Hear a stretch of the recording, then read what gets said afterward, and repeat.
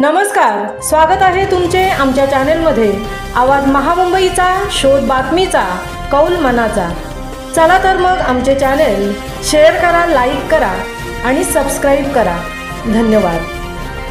कळंबुसरे ते कोपरुली रस्त्यावरील साकवाचे काम सुरू। उरण तालुक्यातील पूर्व विभागातील गावांना जोडणाऱ्या कळंबुसरे ते कोपरुली रस्त्यावरील जीर्ण झालेल्या साकवाचे नव्याने काम सार्वजनिक बांधकाम विभाग उरणने हाती घेतले आहे। त्यामुळे प्रवासी नागरिकांनी समाधान व्यक्त केले आहे। उरण तालुक्याचा विकास हा JNPA बंदराच्या माध्यमातून झपाट्याने होत आहे। त्यामुळे उरण पूर्व विभागातील गाव परिसरात मालाची आयात निर्यात करणाऱ्या गोदामांची संख्याही वाढत चालली आहे।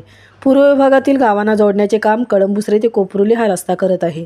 या रस्त्यावरून सातत्याने मोठ्या प्रमाणात अवजड वाहनांची वर्दळ असल्याने कळंबुसरे ते मोठीजुई खाडीवरील साकव हा जीर्ण झाल्याने रात्री अपरात्री अपघात होण्याचा धोका निर्माण झाला आहे। त्यामुळे सदर साकवाचे नव्याने काम सार्वजनिक बांधकाम विभागाने हाती घ्यावे अशी मागणी सातत्याने प्रवासी नागरिकांकडून करण्यात येत आहे।